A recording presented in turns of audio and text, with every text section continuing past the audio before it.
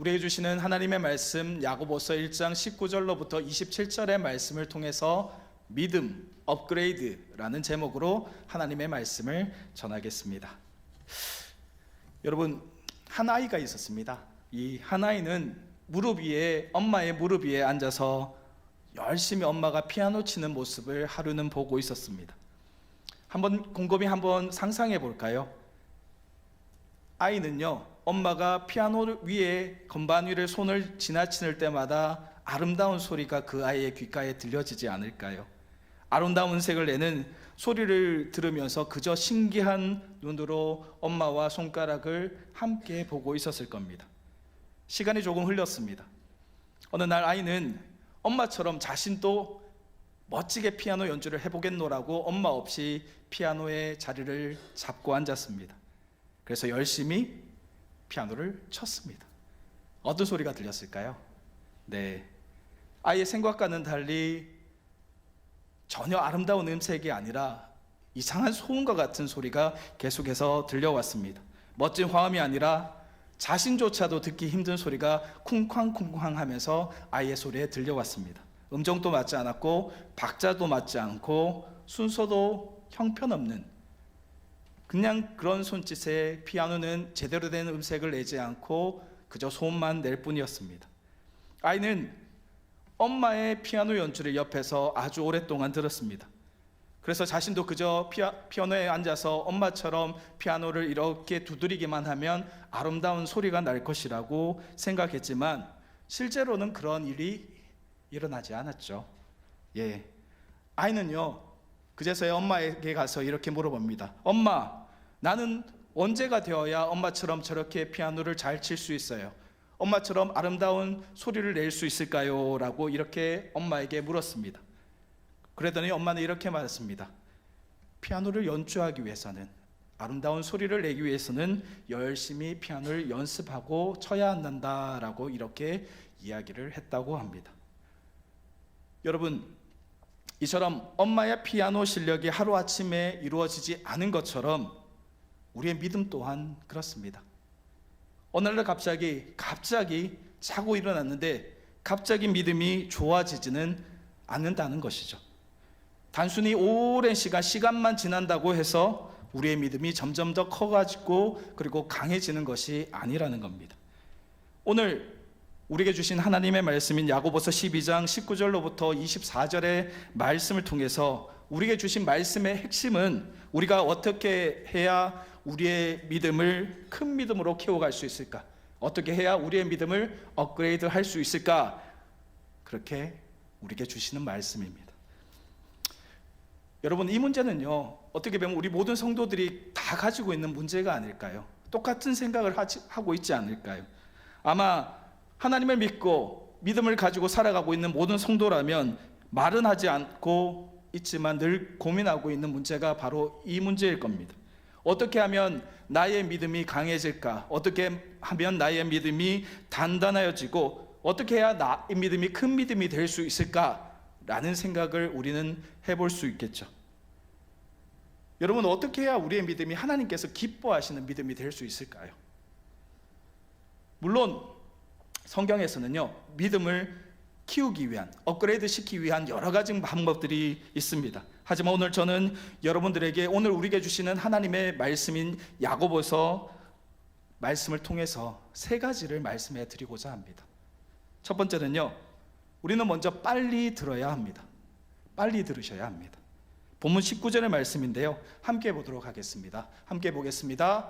내 사랑하는 형제들아, 너희가 알지니 사람마다 듣기는 속히 하고 말하기는 더디하며 성내기도 더디하라. 아멘.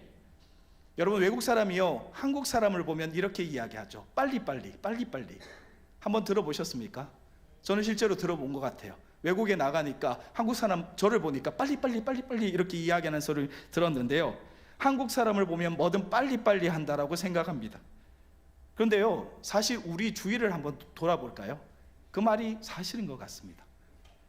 운전 우리나라 사람 빨리 하죠. 빨리빨리 하는 거 굉장히 좋아합니다. 신호가 바뀌면 바로 출발하지 않으면 바로 뒤에서 빵빵 하는 것을 흔히 볼 수가 있습니다. 그리고 교육도 조기 교육이라고 해서 초등학생이요 고등학생 문제를 푸는 경우들도 있더라고요. 네, 초등학교 6학년인데 고등학생 문제를 풀고 있더라고요. 밥 먹는 것도 어떻죠? 빨리빨리 먹죠. 예, 빨리빨리 먹습니다. 이 외에도 우리가 빨리빨리 하는 것이 굉장히 많습니다.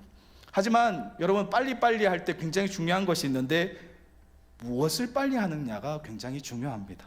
무턱대고 아무 것이나 빨리빨리 한다고 하면 잘못하게 되면 큰 손해를 볼 수도 있기 때문입니다. 여러분, 조금 전에 말씀드렸지만 운전을 빨리빨리 하면 좋나요? 위험하죠. 잘못하면 사고가 날 수도 있습니다. 그리고 음식을 빨리 먹게 되면 좋나요? 아니죠. 체할 수가 있습니다. 그리고 건강에 음식을 빨리 먹는 것은 아무런 도움이 되지도 않습니다. 오히려 문제가 된다고 합니다. 그러나 오늘 말씀 속에서 믿음을 가진 우리들이 빨리 해야 하는 것이 하나가 있는데, 믿음을 잘 자라게 하기 위해서 우리가 우선해서 빨리 해야 하는 것은 바로 빨리 들어야 한다라는 것입니다. 우리는 사실 듣는 것보다 말하기를 좋아합니다. 하지만 정말로 믿음의 사람은 자신의 이야기를 더 많이 하기보다는 듣는 것을 잘하는 사람입니다. 누가복음 10장 38절 이하의 말씀에 보면 하루는 예수님이 한 가정을 방문하는 모습을 볼 수가 있습니다. 이 가정이 어떤 집이냐 하면 마르다와 마리아가 있는 가정이었는데, 즉 나사로의 집을 방문하신 겁니다. 나사로에게는 두 명의 여동생이 있었죠. 첫째가 마르다, 둘째가 마리아였습니다. 예수님이 그 집을 방문했을 때 예수님께서 오시자 첫째인 마르다는 예수님께 인사를 하고는 예수님께 대접할 음식을 준비하기 위해서 주방으로 빨리 갔습니다. 그런데 둘째인 마리아는 어떻게 했을까요?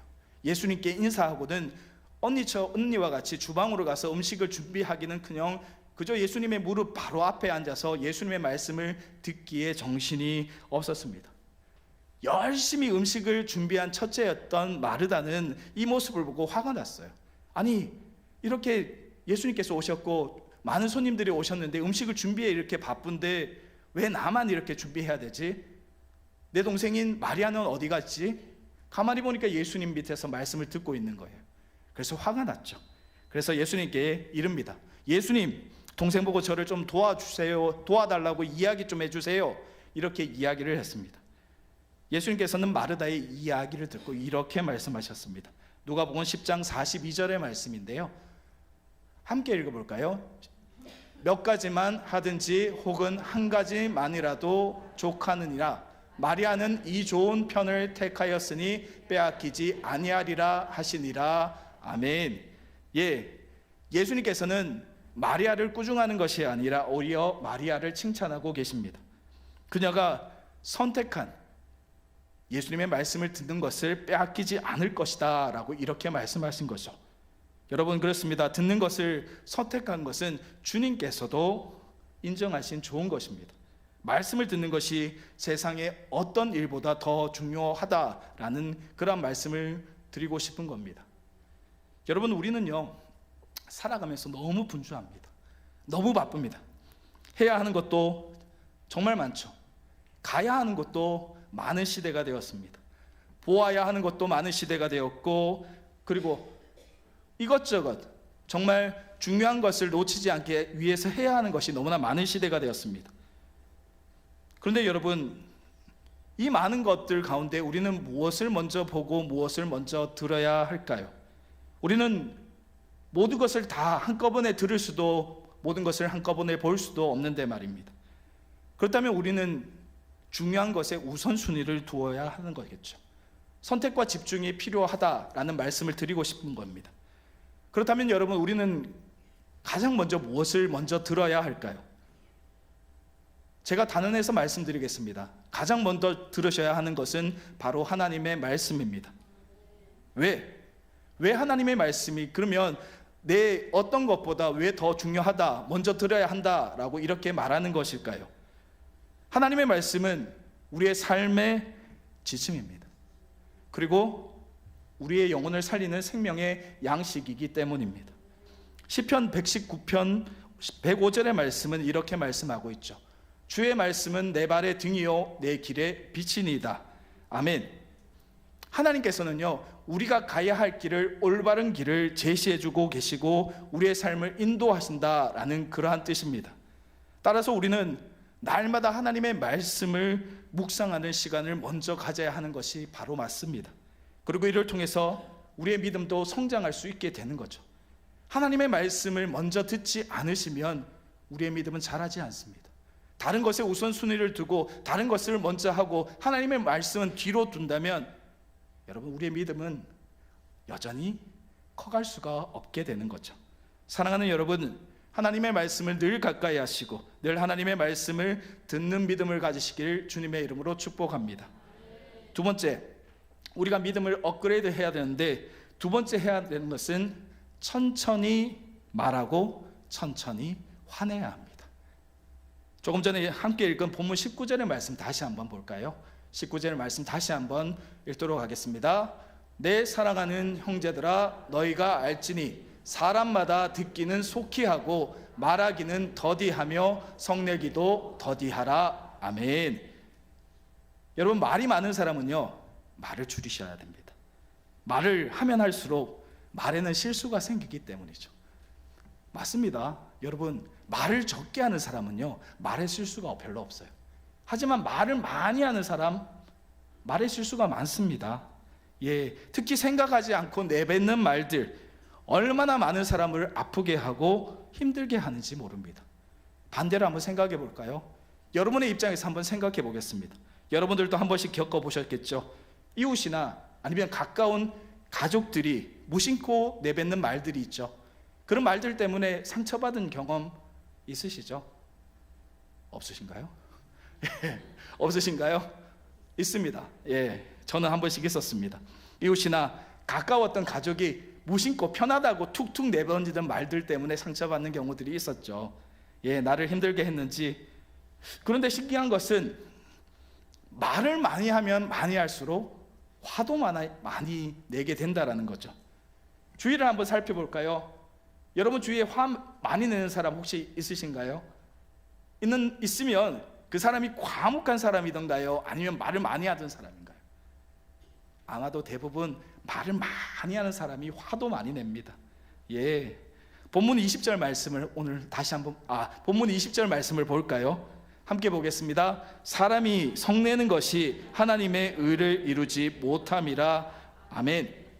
말을 많이 하고 화를 자주 내는 것은 결국에는 하나님의 의를 이루지 못한다라고 성경은 우리에게 말씀하고 있습니다. 결국 이 모든 것은 우리의 믿음이 자라지 못하게 하는 행동이라는 것이죠. 여러분, 한센병이라는 병 알고 계시죠? 나병이라고 하는데요, 성경에서는 나병이라고 쓰여 있는 병에 걸린 나만 장군이란 사람이 있었습니다. 이 나만 장군이 치료를 받기 위해서 유대 땅으로 오게 됩니다.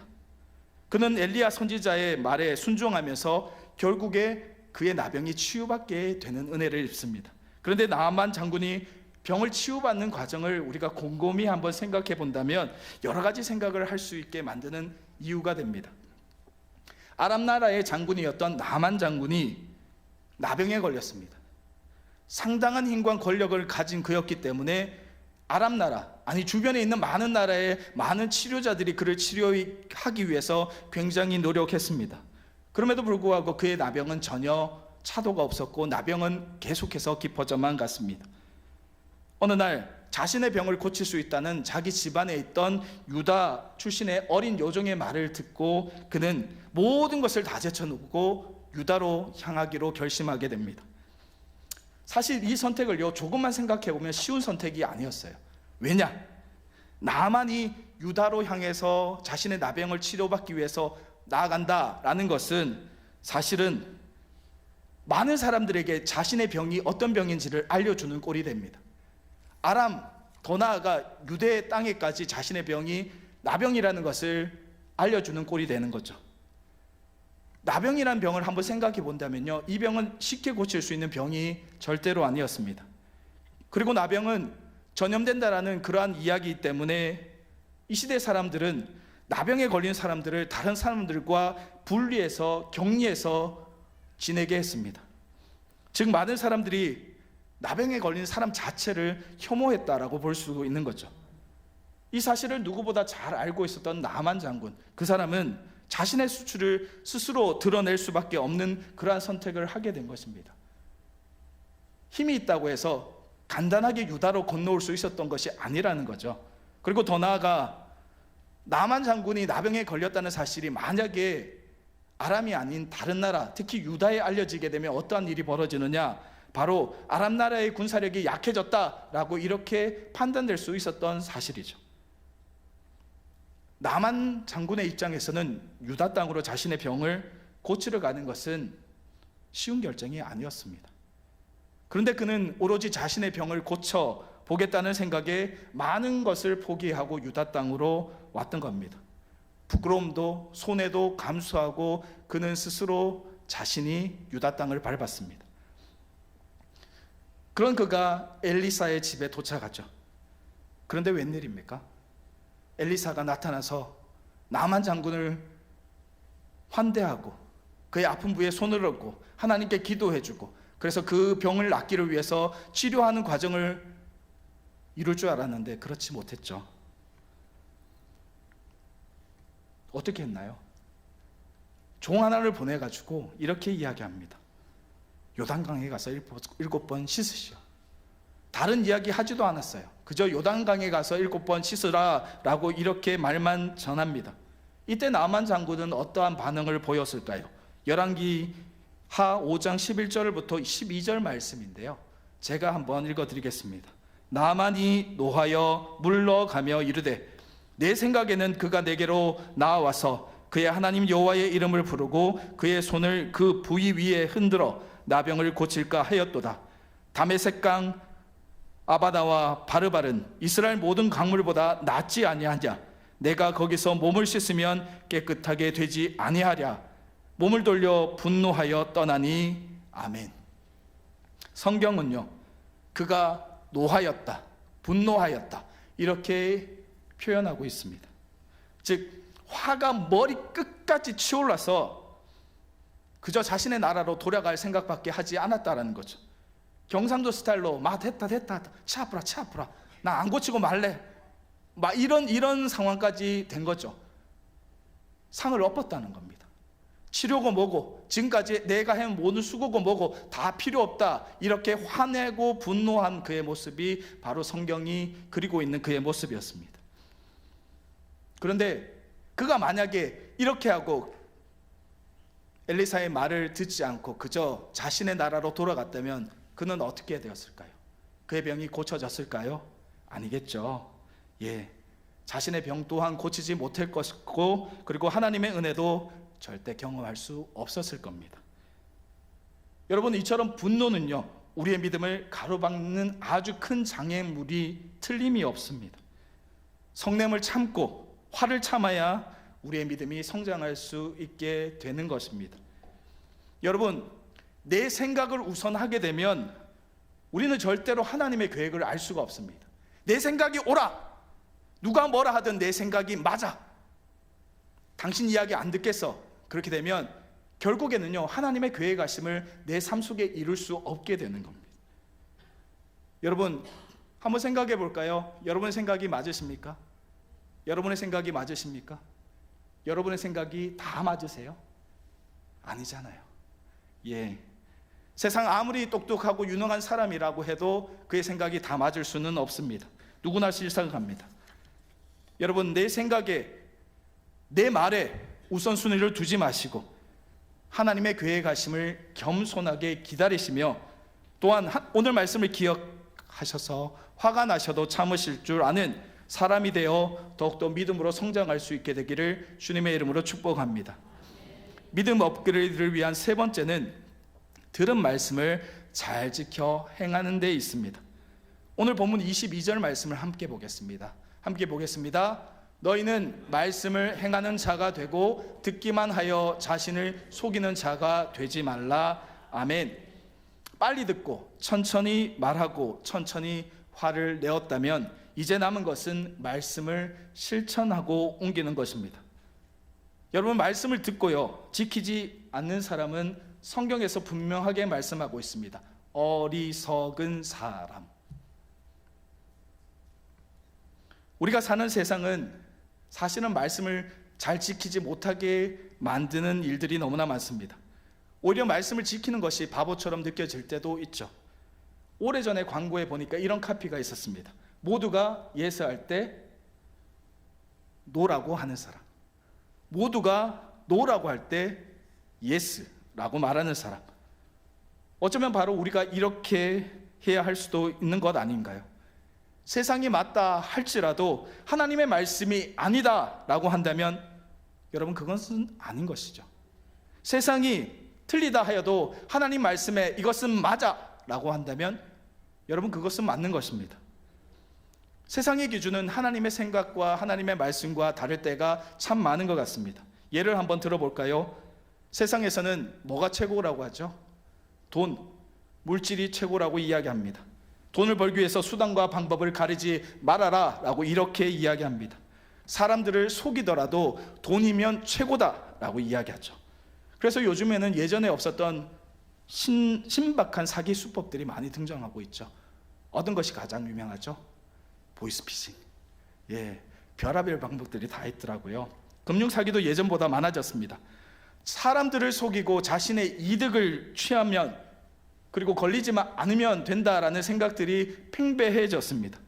만약에 걸리더라도 좋은 변호사, 유능한 변호사를 고용해서 작은 형량을 받을 수 있다라면 그러면 된다라고 이렇게 생각하는 시대가 되었죠. 정직이라는 말이 있죠, 여러분. 정직하면 잘 살 수 있을까요? 정직하면 잘 살 수 있을까요? 맞습니다. 하나님의 법에서는 정직하면요, 하나님의 은혜 가운데 살아갈 수 있다라고 이야기합니다. 하지만 세상은요, 정직하면 잘 살 수 있다 말하지 않습니다. 정직하면요, 오히려 바보라고 놀림받는 세상이 되었습니다. 정직이라는 말은요, 마음이 바르고 고듬이라는 말인데요, 바로 하나님의 성품 가운데 하나가 바로 정직입니다. 세상은 윤리적으로 정직해야 된다라고 우리에게 가르쳤습니다. 저도 어릴 때 윤리를 배울 때 정직이라는 말을 귀에 못이 박히도록 들었던 것 같습니다. 하지만 정직하게 살면 오히려 손해보는 세상이 바로 이 세상이 되었죠. 하지만 하나님께서는 우리들에게 끝까지 정직하라라고 말씀하고 있습니다. 성경은요, 우리에게 여러 가지 하나님의 마음을 알려주고 계시는데, 궁극적으로 그것을 통해서 우리가 하나님의 백성으로서 성령의 열매를 맺어가는 존재가 되길 하나님께서 원하시기 때문이죠. 하나님께서는요, 성경을 보니까 이스라엘 백성에게 그러셨지만 지금 우리에게도 하나님께서는 말씀으로 알려주고 있습니다. 성경과 매주 전해주시는 설교 말씀을 통해서 하나님의 뜻을 우리에게 하나씩 하나씩 알려주시고 전해주고 계신 것이죠. 여러분, 우리 곰곰이 한번 생각해 볼까요? 하나님께서 우리에게 전해주시는 그 귀한 생명의 말씀이 한낱 시장의 장사치의 말처럼 허공을 떠돌거나 아니면 땅에 떨어진다, 하나님께서 원하실까요? 하나님께서는 분명한 목적을 가지고 설교자의 음성을 통해서, 그리고 이 성경 말씀을 통해서 우리에게 분명한 목적을 가지고 그 말씀을 전해주고 계시는데, 듣는 사람이 그것을 한낱 장사치의 말처럼 그저 귓등으로 들어버린다, 과연 하나님께서 기뻐하시는 그런 모습일까요? 아니죠. 하나님의 백성이라 말하며, 그리고 하나님의 말씀을 듣기 위해 모인 사람들에게 하나님의 말씀이 선포될 때 하나님께서는 그 말씀이 실천되길 원하실까요? 아니면 어떤 것을 기대하실까요? 우리가 깊이 생각할 필요도 없지 않을까요? 하나님께서는 하나님의 말씀이 사람들, 그리고 하나님을 믿는 성도들, 하나님의 백성들에게 선포되어지면 그 말씀이 하나도 빠짐없이 다 실현되어지고 실천되어지길 원하고 계실 것입니다. 그렇다면 우리는요, 어떻게 사는 것이 맞으실까요? 하나님의 말씀은 말씀이고 내 삶은 삶이잖아. 하나님의 말씀은 그저 하나님의 말씀일 뿐이고 내가 살아가는 방향과 다르잖아. 내 생각대로 사는 것이 맞을까요? 정말 그렇게 사는 것이 맞는 것일까요? 여러분, 아닙니다. 하나님의 말씀을 실천하며 사는 것, 하나님의 말씀을 실천하기 위해서 죄 가운데 살아가는 우리가 치열하게 죄와 맞서 싸우는 것이 필요하다는 것입니다. 이 사실을 기억하시고 하나님의 말씀을 지킬 줄 아는 사람이 바로 믿음이 자라는 사람입니다. 사랑하는 여러분, 하나님의 선포되어지는 말씀을 들으셨다면 그 말씀대로 살아갈 수 있기를 주님의 이름으로 축복합니다. 마태복음 7장 22절로부터 23절의 말씀을 보면 많은 사람들이 예수님 앞으로 나옵니다. 성경 말씀에 있죠. 그들은 예수님께 은혜를 구합니다. 그러면서 이렇게 이야기하죠. 주님, 우리가 주님의 이름으로 예언도 하고 귀신도 쫓아내고 아픈 사람들의 병도 고치고 좋은 일을 많이 하였습니다. 그러자 주님께서는 그들에게 이렇게 이야기합니다. 나는 너희를 알지 못하니 나를 떠나라. 내가 아는 사람은 나의 말을 듣고 행하는 사람이다. 아멘. 여러분, 믿음은 행함이 있어야 살아있는 믿음입니다. 내 기준에서 말씀을 보지 마세요. 절대로. 내 기준에서 말씀을 보시면 하나님의 말씀이 아니라 내 말인 겁니다. 행함이 없는 것은 죽은 믿음입니다. 이야기를 듣고 우리는 우리 자신의 모습을 돌아봐야 됩니다. 여러분, 우리는 어떤 사람입니까? 듣기만 했던 그러한 기독교인입니까? 아니면 어떤 작은 말씀이라도, 어떤 작은 주님의 종이의 말씀이라도 그 말씀을 듣고 지키기 위해 노력하던 사람입니까? 사랑하는 여러분, 주님의 말씀을 듣고 지키는 믿음의 성도가 다 될 수 있기를 주님의 이름으로 축복합니다. 여러분, 우리의 믿음의 성장은 하루아침에 이루어질 수가 없습니다. 하나님의 은혜를 구하고 하나님의 방법대로 나아갈 때 우리의 믿음은 한 발 한 발 더 높아지고 더 성장할 수 있게 됩니다. 특별히 오늘 우리들에게 말씀을 통해 믿음 업그레이드 하는 방법에 대해서 3가지를 배웠습니다. 듣는 것은 빨리, 말하고 화내는 것은 천천히, 그리고 들은 말씀을 잘 지킬 때 우리의 믿음은 비로소 성장할 수 있게 되는 것입니다. 여러분, 이것은 근데 사실은 절대적인 기준은 아니에요. 하지만 여러분, 우리가 아무것도 하지 않는다면 우리의 믿음은 여전히 그 자리에서 그대로 머물러 있을 겁니다. 1년이 지나고 2025년이 되었는데도, 2026년이 되었는데도, 아니 10년 뒤가 되었는데도 우리의 믿음이 그저 그 자리에 그대로 있다면 여러분, 우리는 지금까지 헛된 시간을 보낸 거죠. 그렇게 해서는 안 되겠죠. 사랑하는 여러분, 우리의 삶 가운데 지금까지의 삶의 방식을 바꿀 수 있기를 주님의 이름으로 축복합니다.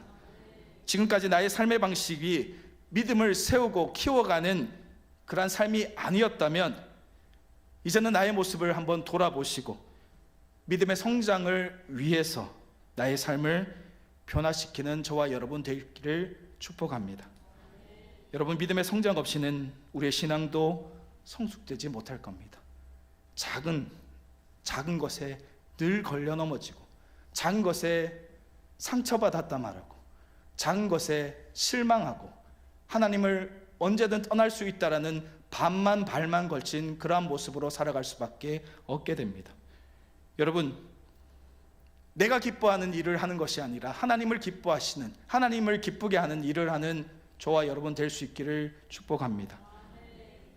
저와 여러분들이 더욱더 성령님을 의지하고 믿음을 더욱더 키워가셔서 더욱더 노력함으로 주님으로부터 잘하였다, 착하고 충성된 종아 라는 그러한 말씀을 듣는 저와 여러분 되셔서 늘 주님 앞에, 주님, 저희는 무익한 종입니다. 하지만 주님의 말씀을 따르며 순종하며 살아가기 위해서 노력하겠습니다 라는 그런 마음 자세로 살아가셔서 주님의 손을 붙잡고 살아갈 수 있는 2025년 되는 저와 여러분 다 될 수 있기를 주님의 이름으로 축복합니다.